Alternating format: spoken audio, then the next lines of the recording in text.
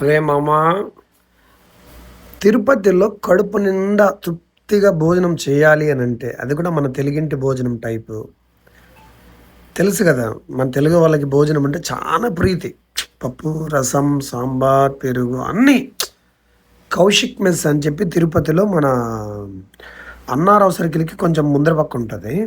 ఎక్సలెంట్గా ఉంటుంది white rice కానీ పప్పు రసం కానీ ఏదైనా సరే. ఊరు నుంచి మా బ్రదర్ వచ్చారు, తీసుకెళ్ళా. ఏమన్నా చెప్పు బా, వైట్ రైస్తో మన కర్రీస్ వేసుకొని తింటే ఆ టేస్టే వేరు.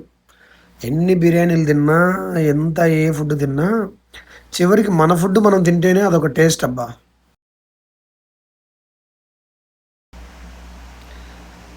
ఏమున్నా ఆ సాంబార్తో కానీ, ఆ పెరుగు పచ్చడి కానీ, బా అప్పలం కానీ, పప్పు కానీ భలే ఉంటుంది.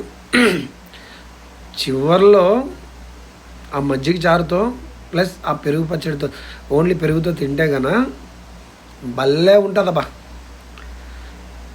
ఒకసారి ట్రై చేయండి.